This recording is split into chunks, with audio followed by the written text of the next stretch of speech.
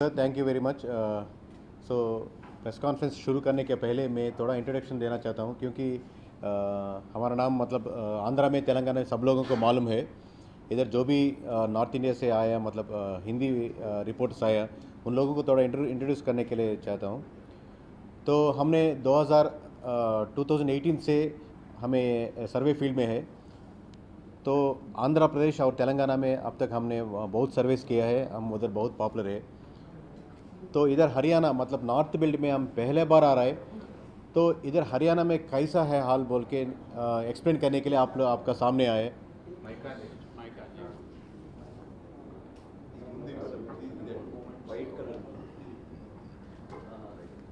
Hello मళ్ళీ voice disturbance ఉండదు కదా। सो ये पहले बार है हम नॉर्थ इंडियन में कर रहे हैं क्योंकि हमारा ब्रांड किसी तरह से नीचे जाना नहीं चाहते ना, इसके लिए जानबूझकर बहुत ध्यान से किया है हमने। सो हरियाणा के बारे में बात करने के लिए दिल्ली में बैठ के आपका सबका सामने हमें आया है। तो दो बात हमें कॉन्फिडेंस से बोल सकते हैं कि हरियाणा में 100% कांग्रेस जीतने का चांसेस 100% है। जो नंबर्स है वो हमें एग्जिट पोल में बात करेंगे, हम आप सब लोगों से शेयर करेंगे। पर ये प्री पोल डिस्कशन है ना, इसके लिए हमें नंबर्स के एक्सप्लेन नहीं कर रहे हैं। नंबर्स के बारे में जो भी चीज़ हमें एक्सप्लेन कर रहे हैं, हरियाणा में कांग्रेस 100% जीतने का चांसेस है। अगर मान लीजिए बीजेपी 3 सीट में कंटेस्ट कर रहे तो 2 सीट में हारने का चांसेस बहुत है। मतलब हर 3 सीट्स में जो भी बीजेपी कंटेस्ट कर रहे हैं उसमें 2 सीट्स हारने का बहुत चांसेस है। ये पहला पॉइंट हम एक्सप्लेन करना चाहते हैं। और दूसरा पॉइंट ये कि नॉट ओनली इन हरियाणा, अब से शुरू करके हर एक स्टेट में हर एक इलेक्शंस में जो भी आ रहे हरियाणा, जम्मू कश्मीर और महाराष्ट्र, झारखंड, वेस्ट बंगाल, तमिलनाडु, जो भी डेटा हमें वेरीफाई कर रहे हैं, जो भी हर एक स्टेट में हमें सर्वे कर रहे हैं, हमको साफ साफ ये दिख रहा है कि हर एक स्टेट में बीजेपी एक टाइटैनिक शिप जैसा अंदर जा रहे हैं। मतलब हर एक जगह में लूज़ होने का, हारने का चांसेस बहुत ज़्यादा है। बीजेपी का ये एडवांटेज है कि ये पूरा इलेक्शंस पार्लियामेंट इलेक्शंस का पहले नहीं आया, इसके लिए बीजेपी को बहुत एडवांटेज हुआ। पार्लियामेंट इलेक्शंस होने के बाद जो भी इलेक्शंस आ रहे हैं हर जगह में बीजेपी हारने का चांसेस बहुत है। आप लोगों को जो भी नॉर्थ स्टेट में हमको पहले बार देख रहे हैं तो आप लोगों को नहीं मालूम है तो जो भी रिपोर्ट्स आपका दोस्त होंगे आंध्र प्रदेश में, तेलंगाना में, उनसे पूछ लिए। अगर के सर्वे से एक बात निकल गए तो वो कितना गारंटी दे सकते हैं, उसका ऊपर कितना उम्मीद कर सकते हैं बोल के आप किसी से पूछ लीजिए। हमारा स्टाइल ये है कि एग्जिट पोल में हमें हर एक सर्वे कंपनी जैसा +5 -5 ये नहीं बोलने वाला है। हम सिंगल नंबर बोलने का एक नया ट्रेंड लेके आया सर्वे कंपनी में।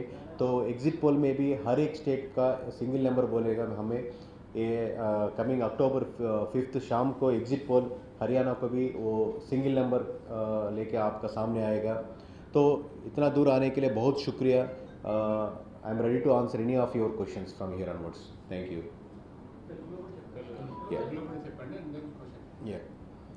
సో ఇక్కడ ఢిల్లీలో హర్యానా ప్రెస్ మీట్ గురించి ఇక్కడ మనందరం కలుసుకోవడం జరిగింది. ఇక్కడికి వచ్చిన ప్రెస్ వాళ్ళందరికీ ప్రతి ఒక్కరికి థ్యాంక్ యూ అండి.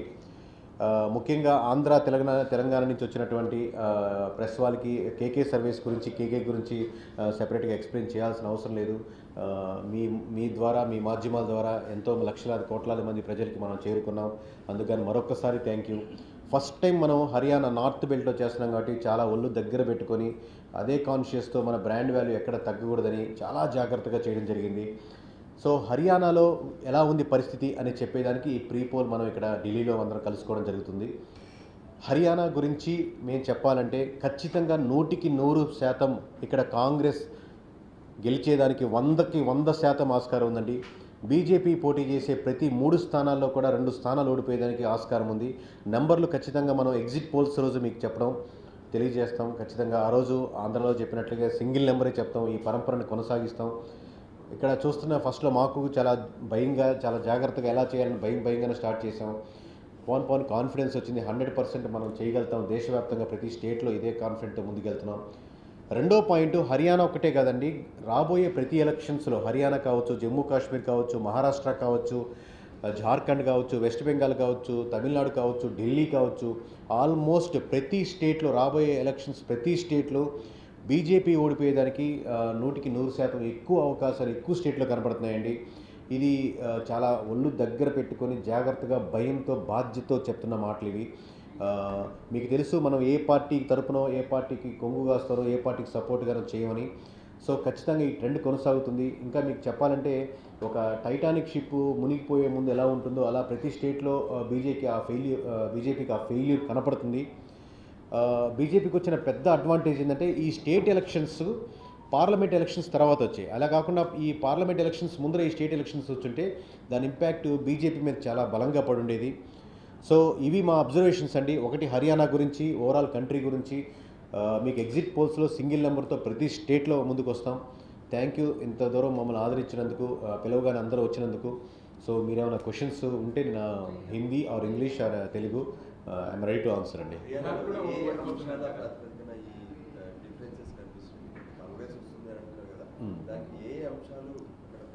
హిందీ తెలుగు అండి. సో హర్యానాలో మెయిన్గా ప్రభావితం చేసే అంశాలు వచ్చి, ఒకటి మనకు మీకు హర్యానాలో తిరిగితే అండి అందరూ చెప్పే రీజన్స్ ఉంటాయి. ఇప్పుడు జాట్లు ఉంటారు, లేకపోతే 10 సంవత్సరాల నుంచి బీజేపీ ఉంది కదా, దాని యాంటీ ఈయన కాదు. మేజర్గా మీకు ప్రతి విలేజ్లో మన ఆంధ్రాతో కంపేర్ చేసుకుంటే ఇంకో 10 సంవత్సరాలు వెనకున్న ఎంత దారుణంగా ఉన్నాయన్న విలేజ్లు, మురిక్కాలువలు కానీ, మున్సిపాలిటీ కానీ, అక్కడ ఉన్నటువంటి సిస్టమ్స్ కానీ ఇంకా ఎక్కడో వెనకబడిపోయి ఉన్నాయి బాగా అనమాట. దాని నుంచి వ్యతిరేకత కోరుకుంటున్నారు. అలాగే జాబ్స్ ఏదైతే ఎక్స్పెక్ట్ చేస్తారో వాళ్ళు వ్యతిరేకత ఉన్నారు. అలాగే రైతులు మీరు చూస్తుంటారు, రైతుల ఉద్యమానికి మీద ప్రధానంగా కూడా హర్యానా, మనకు పంజాబ్ రైతులే దాని వెనకాల ఉంటారు. దానికి బ్యాక్గ్రౌండ్ జాట్స్ కావచ్చు, ఇంకో క్యాస్ట్ కావచ్చు, రకరకాలుగా ఉండొచ్చు. కానీ మెయిన్గా ఉద్యోగాలు లేకపోవడం, మున్సిపాలిటీ దారుణంగా ఉండడం, రైతులు సమస్యలు తీర్చట్లేదని బలంగా వాళ్ళు నమ్మడం, వీటికి ఆల్టర్నేటివ్గా ఉంది కాబట్టి కాంగ్రెస్కి వెళ్తున్నారు. ఈ విజయం ఖచ్చితంగా నేను చెప్పినట్టు చాలాసార్లు, ఈ విజయం బీజేపీ కాంగ్రెస్కి అందిస్తున్న విజయం కానీ కాంగ్రెస్ విజయం కాదు. బీజేపీ నుంచి కాంగ్రెస్కి బలంగా వెళ్తున్నట్టు ఓట్ బ్యాంకింగ్. చెప్తాను, ఖచ్చితంగా చెప్తాను సార్. ఎగ్జిట్ పోల్స్లో సింగిల్ నెంబర్తో చెప్తాను. ఇప్పుడు కరెక్ట్ ప్రీ పోల్ కాబట్టి ఇప్పుడు చెప్పడం కరెక్ట్ కాదు. ఎగ్జిట్ పోల్స్ సాయంత్రం రోజు సింగిల్ నెంబర్ చెప్తాను యాజ్ యూజువల్. అంటే బీజేపీ మీద ఉన్నటువంటి వ్యతిరేకతతో కాంగ్రెస్ అడ్వాంటేజ్ 100% సార్. అలాగే at the same time Rahul Gandhi గారికి కూడా ఇండివిజువల్ ఇమేజ్ కంపారిటివ్లీ మాకు చూస్తున్నటువంటి డేటాతో, గడిచిన 10 years డేటాతో పోలిస్తే ఇప్పుడు ఆ క్రెడిబిలిటీ కంపారిటివ్లీ ఇండివిజువల్గా పర్లేదు అని పెరుగుతుంది. కోర్ బీజేపీ ఓట్ బ్యాంకింగ్ కోర్కే ఉందండి. ఎప్పుడైతే అంటే మతం పరంగా లేకపోతే ఏదైతే నమ్ముతారో ఇలాగే ఉండాలి, ఈ పార్టీ లేకపోతే దేశం అన్యాయం అయిపోద్ది అని ఏదైతే భావజాలం ఉందో అలాగే ఉంది. అలాగే కోర్ కాంగ్రెస్ ఓట్ బ్యాంకింగ్ కూడా ఉంది. బట్ గడిచిన రిజిమ్లో కాంగ్రెస్ యొక్క స్కామ్స్ చూసి ఇటు వచ్చిన ఓట్ బ్యాంకింగ్ ఈ 10-12 సంవత్సరాల్లో కంపారిటివ్లీ మళ్ళీ వాళ్ళు మూవ్ అవుతుంది, ఓవరాల్గా షిఫ్ట్ అవుతుంది ఈ ఓట్ బ్యాంకింగ్. పైన ఉన్నటువంటి 10 to 15% of vote banking BJP నుంచి మళ్ళీ కాంగ్రెస్కి షిఫ్ట్ అవుతుంది. ఈ ఓట్ బ్యాంకింగ్ మేజర్ డిఫరెన్స్ తీసుకొస్తుంది. ఇప్పుడు అక్కడ బీజేపీకి వ్యతిరేకంగా కాంగ్రెస్ ఒక కూటమిగా పోటీ చేస్తుంది, తర్వాత ఆప్ పోటీ చేస్తుంది, తర్వాత బీఎస్పీ జనజానాయక పార్టీ అనే వాళ్ళు జేజేపీ. సో యాంటీ ప్రభుత్వ బీజేపీ మీద అంత వ్యతిరేకత ఉన్నప్పుడు ఈ వ్యతిరేక ఓటు కాంగ్రెస్కి మళ్ళీ ఓటుని ఈ కూటమిలో చూసుకునే అంటే ప్రజలు ఇంతకుముందు అంటే ఇదే సార్ చెప్పింది. దీని ముందు ఒక ఎగ్జాంపుల్ చెప్తున్నాను. ఇప్పుడు సర్వే కంపెనీస్ కూడా ఎక్కువ మంది ఫెయిల్ అయ్యేదానికి కారణం ఏంటంటే, మీరు ఎవరికి ఓటు వేస్తారంటే క్లారిటీగా మీరు ఏ పార్టీకి చెందిన వాళ్ళు తెలిసిపోయి దాని తగ్గట్టుగా ఆన్సర్ ఎలా చెప్తారో, నా ఓటు దీనికి వేస్ట్ అయిపోతుంది, ఖచ్చితంగా దీనికి బలంగా గెలిచే పార్టీకే ఓటేద్దామని ఆమ్ ఆద్మీ పార్టీ కావచ్చు, జేజేపీ కావచ్చు, ఎల్ఎల్పీ పార్టీస్ కావచ్చు, లేదా బీఎస్పీ పార్టీ ఓట్ బ్యాంకింగ్ కూడా ఏది స్ట్రాంగ్గా అగెనిస్ట్గా నిలబడుతుందో ఆ మెజారిటీ ఓట్ బ్యాంకింగ్కే పీపుల్ అక్కడ మొగ్గు చూపుతున్నారు. అట్ ది సేమ్ టైం వాళ్ళకి కూడా 2,000, 3,000 ప్రతి నియోజకవర్గం వచ్చే ఆస్కారం ఉంది. కానీ మేజర్ మీరు చెప్పినటువంటి యాంటీ బీజేపీ ఓట్ బ్యాంకింగ్ వద్దనుకునే government anti incumbent vote banking అంతా కాంగ్రెస్కే మూవ్ అవుతుంది సార్, majority section. Kejriwal garu jail నుంచి బయటకు వచ్చారు, రేపు ఆయన హర్యానా ఎన్నికలు కూడా ప్రచారం చేశారు. కరెక్ట్. అది ఏమన్నా ఆపు అభ్యర్థులకి అంటే డిలే అయిపోయింది సార్, డిలే అయిపోయింది. అంటే స్టార్టింగ్లో ఉంటే బాగుండేది. ఇప్పుడు అనుకున్న దానికంటే డిలే ఏంటంటే, ఒకటి టైం ఫ్యాక్టర్ లేట్ అవ్వడం, చాలా రోజుల వరకు కూటమి కట్టేదానికి వెయిట్ చేయడం, సీట్లు సర్దుబాటు కాకపోవడం, వీళ్ళు 10 అడగడం, 5కు రావడం, లేకపోతే వాళ్ళు 20 ఎక్స్పెక్ట్ చేయడం ఆమ్ ఆద్మీ పార్టీ. సో ఈ విధంగా సీట్ ఎక్స్పెక్టేషన్ లేట్ అయ్యేసరికి ఆల్రెడీ ఈ కాంగ్రెస్కి అది బలమైంది. సో కాంగ్రెస్ క్లారిటీగా ఒక 4-5 సీట్లు మించి ఇచ్చేదానికి రెడీగా లేదు. వాళ్ళు అడిగినట్టు 20 కానీ 25 సీట్లు రెడీగా లేదు. కాబట్టి ఆ డిలే జరగడం వల్ల ఆమ్ ఆద్మీ పార్టీ కూడా బాగా నష్టపోయింది. ఇదే రిజిగ్నేషన్ ఆమ్ ఆద్మీ పార్టీ కేజ్రీవాల్ గారు ఒక couple of years back, 3 years back ఆల్టర్నేట్గా చేసి తిరుగుంటే ఎంతో కొంత పుంజుకునేదానికి ఆస్కారం ఉండేది. అంటే ఏ వర్గం ప్రజల అది నాకు చెప్పినట్టు ఫార్మర్స్ అండి, రైతులు, నిరుద్యోగులు, మున్సిపాలిటీలో హర్యానాలో మీకు దారుణంగా సిచ్యువేషన్స్ ఉంటాయి. మీరు ఆంధ్ర నుంచి ఎవరైనా చూస్తుంటే మనకు 10-15 సంవత్సరాల క్రితం ఎలా ఉందో అలాంటి ఉంటాయి ఇప్పటికీ విలేజ్లో కూడా. క్యాస్ట్ ఈక్వేషన్స్ అప్పటికి మీకు ఎక్కడైనా ఒకటే అండి, దేశవ్యాప్తంగా జరుగుతుంటాయి. ఎప్పుడైతే డెవలప్మెంట్ మీద ఓట్ బ్యాంకింగ్ జరిగితే దాన్ని చూసి ఓట్లు వేస్తారు. ఎప్పుడైతే అది లేదో దాని కింద స్థాయికి వెళ్తే మళ్ళీ కులాలు, మళ్ళీ మతాలు, ఆ ప్రాంతం, వాటి మీదే ఓట్ బ్యాంకింగ్ జరుగుతుంది. అలాగే జాట్ది కానీ ఆ పర్సంటేజ్ ఆఫ్ ఓట్ బ్యాంకింగ్ చాలా స్ట్రాంగ్గా ఉంటుంది. అంటే వాళ్ళు టర్న్ అరౌండ్ చేయగలుగుతారు అన్నమాట పాలిటిక్స్ని ఇక్కడ. సో వాళ్ళ ప్రభావం కూడా ఎక్కువ ఉంది ఇక్కడ. కానీ బీజేపీ వాళ్ళు చెప్తున్నారు హ్యాట్రిక్ తీసుకొని వెళ్తున్నాము, మోదీ కూడా హ్యాట్రిక్ సాధించినట్టు. కరెక్టేనండి, బీజేపీ హ్యాట్రిక్ దిశగా వెళ్తుందని చెప్తారు కదండి. ఖచ్చితంగా మేము ఓడిపోతున్నాం, కాంగ్రెస్ గెలుస్తుందని ఏ పార్టీ చెప్పదు కదా. అంటే మోదీ కూడా రెండు సార్లు పీఎంగా ఉన్నప్పుడు కూడా యాంటీ ఇంక్రిమెంట్స్ అంతా ఉన్నప్పుడు కూడా మరి అంటే నేను చెప్తాను కదా సార్, దరిదాపులకు కాదు, బీజేపీ పోటీ చేసే ప్రతి 3 సీట్లలో 2 సీట్లలో ఖచ్చితంగా ఓడిపోయేదానికి ఆస్కారం ఉంది. దాన్ని బట్టి మీకు నెంబర్ అనేది నేను ఫైనల్ నెంబర్ చెప్తాను. అది దరిదాపులకు కూడా కాదు, పోటీ ఉందన్నది కూడా నేచర్ కాదు, దరిదాపులకు కూడా లేదు. అంటే అంత ఇదిగా బీజేపీ పరిపాలన సాగిందా? అంటే డిపెండ్స్ సార్. మీకు ఇక ఇందాక సేమ్ మంచి ఎగ్జాంపుల్ మనం తెలుగులో మాట్లాడుకున్నాం కాబట్టి, చిన్న ఓటింగ్ పర్సంటేజ్లోనే సీట్లు ఎంత తేడా ఉంటుందో మనం ఏపీలో చూసాం. ఒక 5-10% ఓట్ బ్యాంకింగ్ డిఫరెన్స్ వస్తే అక్కడ ఉన్నటువంటిది టోటల్ 90 సీట్లు కాబట్టి మేజర్ సెక్షన్ చాలా చేంజెస్ వస్తాయి. ఒక 5% వస్తేనే డిఫరెన్స్ చాలా సీట్లకు వచ్చేస్తాయి. మనోహర్ లాల్ ఖట్టర్ని సీఎంగా పెంచడం వల్ల బీజేపీకి నష్టం జరిగింది అనుకోవచ్చు. అంటే ఒక రాంగ్ నోషన్ వెళ్ళింది సార్ వరామరి గారు. దాని ప్రభావం స్టెప్ బై స్టెప్ ఒకటి మార్చడం కూడా.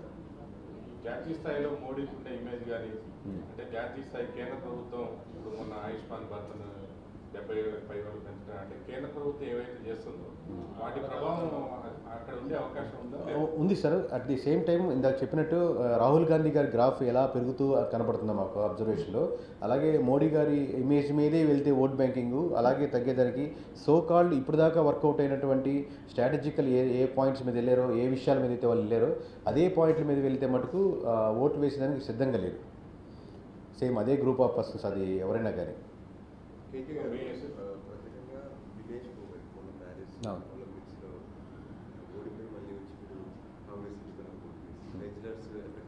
ఉంది, ఫోగట్ గారి ఎఫెక్ట్ కూడా ఉంది సార్. కరెక్ట్. పోటీ చేసిన నియోజకవర్గం కూడా వెళ్ళాను, పర్సన్ కూడా వెళ్ళాను. సో ఫోగట్ మామూలుగా ఆల్రెడీ జాట్స్ వ్యతిరేకంగా ఉన్నారు. జాట్స్ ఫార్మర్స్ బేస్లో ఉంటారు, ప్లస్ బలంగా ఉంటారు. కమ్యూనిటీ చాలా అంటే అవుట్ స్పోకన్ కానీ స్ట్రెంగ్తన్ కానీ వాళ్ళల్లోనే ఎక్కువ మనకు పైల్వాన్లు, మన సైడ్ లేదు కానీ ఆంధ్ర సైడ్ ఎక్కువ, అటు సైడ్ వెళ్ళే వాళ్ళు కూడా వాళ్ళ సైడ్ ఎక్కువ ఉంటారు. సో అదే కమ్యూనిటీ అదే ఏరియాకి సంబంధించిన వాళ్ళు కాబట్టి ఆల్రెడీ ఆ నియోజకవర్గం కాంగ్రెస్కే ఫెచ్చింది. ఇది రావడం వల్ల చుట్టుపక్కల నియోజకవర్గాలు కూడా ఎక్కువ స్ట్రెంత్ అవుద్ది, మౌత్ పబ్లిసిటీ. ఎందుకంటే తను ఇప్పుడు ఇంటర్నేషనల్ ఫిగర్గా అయ్యారు కాబట్టి బ్రిడ్జ్ భూషణ్ వాళ్ళు జరిగిన ఇష్యూస్ని క్లోజ్గా అబ్జర్వ్ చేయడం జరిగింది హర్యానాలో. సో కాబట్టి దాని ఎఫెక్ట్ కూడా ఆబ్వియస్లీ కాంగ్రెస్కి మంచి ఫెచ్ అవుతుందండి. కానీ ఎన్డీఏ 3.0 100 రోజులు పూర్తి చేసుకున్న సందర్భంగా మీరు పెద్ద బిగ్ స్టేట్మెంట్ ఇచ్చారు. రాబోయే రోజుల్లో మొత్తం బీజేపీ ఓడిపోబోతుందో 100% సార్. మీరు చూసుకోండి, రాసి పెట్టుకోండి. కమింగ్ ఎలక్షన్స్ హర్యానా కావచ్చు, జమ్మూ కాశ్మీర్ కావచ్చు, మహారాష్ట్ర కావచ్చు, జార్ఖండ్ కావచ్చు, ఢిల్లీ కావచ్చు, వెస్ట్ బెంగాల్ కావచ్చు, తమిళనాడు కావచ్చు, ఇదే రేంజ్లో వెళ్తే మటుకు మోస్ట్ ఆఫ్ ది అన్ని స్టేట్స్లో కూడా మీకు డౌన్ఫాల్ ఆఫ్ ది బీజేపీ కనపడేదానికి ఆస్కారం ఉంటుంది. ఒకసారి ఈ ఎఫెక్ట్ స్టేట్ కంట్రీ వైడ్గా బీజేపీ పని అయిపోయిందన్న నానుడు పెరుగుతూ ఉందనుకోండి, ఖచ్చితంగా అది 2029 ఎలక్షన్స్కి ముందుగానే ఫిక్స్ అయిపోతారు అన్నమాట. బీహార్ ఇంక చెప్తాను సార్, ఇంకా అబ్జర్వ్ చేయలేదు. ఇప్పుడున్న కంటిన్యూస్ ఎలక్షన్స్ మటుకు బీహార్ కూడా టఫ్గానే ఉంది. కానీ 2029కి వన్ నేషన్ వన్ ఎలక్షన్ వస్తే అప్పుడేమైనా అప్పుడు ఈక్వేషన్స్ మారే అవకాశం ఉంటుంది? ఎప్పుడు వచ్చినా అంటే ఎలక్షన్స్ పరంగా వెళ్తే మటుకు బీజేపీకి నష్టమే సార్. ఏ వన్ స్టేట్ వన్ ఎలక్షన్స్ వచ్చినా, ఒకేసారి వచ్చినా, విడివిడిగా వచ్చినా, కలిసికట్టుగా వచ్చినా అన్నట్టు ఎప్పుడు వచ్చినా అది ఇబ్బంది ఇప్పటి నుంచి మటుకు.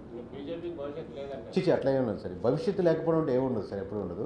బట్ ఆ డౌన్ఫాల్ కనపడుతుంది. ఇప్పుడు కాంగ్రెస్కి ఒకసారి ఎలా అయిపోయింది, ఎంతమంది మన టీడీపీకి 23 సీట్లకి వచ్చింది. సో అంత మాత్రం అప్పు కాలేదని అన్నారు. ఇప్పుడు మీకు యూపీలో సాపా ఉంది, సమాజ్వాదీ పార్టీ దారుణంగా ఉంది. మళ్ళీ మన పార్లమెంట్ ఎలక్షన్స్ గ్రోత్ అయింది కదా. రాబోయే ఎలక్షన్లో ఖచ్చితంగా గోయింగ్ ఫార్వర్డ్ ఇదే ఫార్మేట్లో వెళ్తే, ఇదే సిద్ధాంతాలు వెళ్తే, ఇదే పాలసింగ్లో, ఇదే మేకింగ్లో వెళ్తే మటుకు బీజేపీకి వెళ్ళడం ఈ లైన్లో వెళ్తే కష్టం సార్, ఏదైతే ఫార్మాట్లో వెళ్తుంది. మొన్న ఎలక్షన్లోనే బీజేపీ దేశవ్యాప్తంగా గెలిపొందింది. 100 రోజుల్లోనే ఎంత తేడా? అదే సార్, ఇప్పుడు ఇండివిజువల్ స్టేట్ ఎలక్షన్స్ 3 జరిగేటప్పటికి, పార్లమెంట్ ఎలక్షన్స్ జరిగేటప్పటికి ఒక 2-3% వేరియన్స్ ఉంటుంది. At the same time 1 by 1 step దిగేసరికి ఇప్పుడు మీకు మా హర్యానా ఎలక్షన్స్ రిజల్ట్ వచ్చాయి, ఓడిపోయింది, దాని ఎఫెక్ట్ మహారాష్ట్ర మీద పడుతుంది. మహారాష్ట్ర ఎలక్షన్స్ వచ్చాయి, జార్ఖండ్ మీద పడుతుంది. 1 by 1 యూపీ మీద, బీహార్ మీద, వెస్ట్ బెంగాల్ మీద 1 by 1 పడుతూ ఉంటుంది. ఒక్కసారి డౌన్ఫాల్ మొదలైతే మళ్ళీ దాన్ని లేపడం అనేది అదే ఫార్మాట్లో వెళ్తే కష్టం. అంటే నేను అలైన్మెంట్ మార్చుకున్న, స్ట్రాటజికల్ అప్రోచ్ మార్చుకుంటే తప్పితే. మీరు పరిశీలించిన దాని ప్రకారం రోజు రోజుకి రాహుల్ గాంధీ గ్రాఫ్ పెరుగుతోంది, మోడీ గారి పాపులారిటీ తగ్గుతుంది 100%. వాళ్ళు లక్కీ అనొచ్చు, అదృష్టం అనొచ్చు. ఈ ఎలక్షన్స్ పార్లమెంట్ ఎలక్షన్స్ కంటే ముందొచ్చుంటే మటుకు పార్లమెంట్ ఎలక్షన్స్లోనే మొన్న జరిగిన ఎలక్షన్స్లో కాంగ్రెస్ మంచి ఫెచ్ చేయండి.